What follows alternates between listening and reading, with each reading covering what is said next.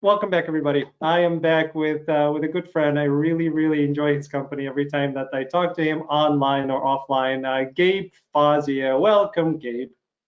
How you doing, man? I'm doing really well. So Gabe and I were having a discussion offline about kind of manipulating your emotions or how to stay in character and how to, be able to do that take up to take. My dog certainly has an opinion on the topic, but I wanted to make sure that everybody gets a chance to hear what Gabe has to say about it. From your perspective, when people have to cry on a set and they have to cry in a particular scene or they have to get to a certain emotional state. There are many ways of doing that. What have you found that works best and is going to come off as something that's true and real to the person viewing it? I mean, I think you just got to figure out a way how to, you know, do it. And I mean, if you have to do it, if the director wants you to cry, you know, you kind of have to you know, fill yourself up. So before you know, you're coming from a certain place, and maybe you raise I mean, for me, I'll just raise the stakes. Mm-hmm. If I don't And if I don't get what I want, someone close to me is going to suffer or something. And the trick is the only thing you manipulate is like your psyche. So it's sort of like you convince yourself that you trick yourself. You go with it, and you truly fully believe that whatever it is, that dread, that stakes that you give in yourself is real. And if it's real to you, it's any obstacle in the way, you're going to deal with it in a certain way. And, you know, hopefully when you arrive to that point in the scene where the director wants you to like cry or something, hopefully it's the emotion's there. If not, you go back and try it again, and you maybe you change it up. Maybe you make it somebody else, or you just can change the level of the stakes. I don't know. You just it's a tricky thing, It's a tricky thing. I mean, it's not easy sometimes, if you're not inspired to feel that way, Mhm. it gets tricky. But ultimately, like if you're not in that situation and the director's like cool with whatever emotion you bring, then you don't have to do any of that. Well, you still raise the stakes and stuff, scope of the story, that maybe this particular moment, the glass is very big. You have to fill it. It's heavy lifting. You know, um, it's the crescendo. It's the meeting. But it's just you have yourself, and yourself is enough. You just go after what you want and deal with moment to moment. Mhm.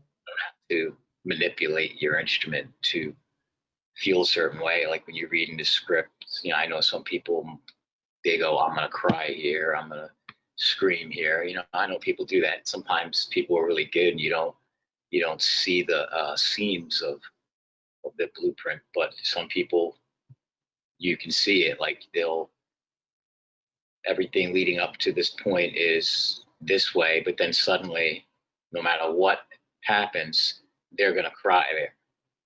So I feel like that is sort of like you're limiting your the possibilities, not just for you, but for everyone else, and everyone watching. It's sort of I don't know. I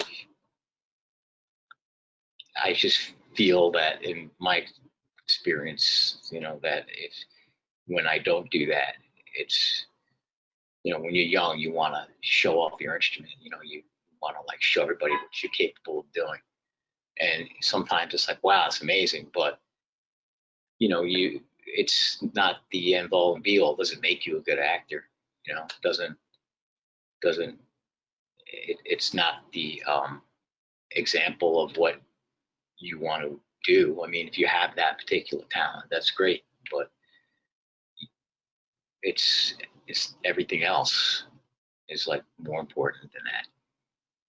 If you got if you got the talent to do it, and then you know how to use it, you just by leaving it alone, let your instrument trust yourself, Yeah. I totally understand that, and I never want to be mechanical, right? Because anytime I get my head into it and be highly analytical, then I'm not really in the scene because I've pre-programmed the outcome.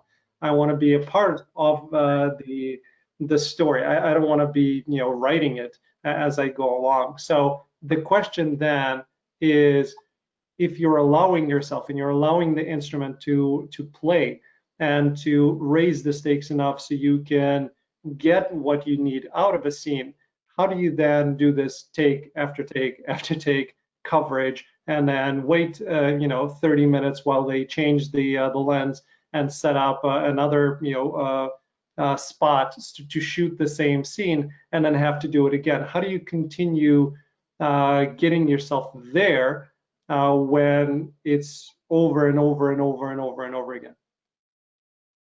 I mean, you have to, considering you've done all the work, leading up to this day you shoot, it's just a matter of sustaining your concentration and being able to wipe your mind clean as if it never happened, but at the same time, still be able to understand the direction, the adjustments that were given to you.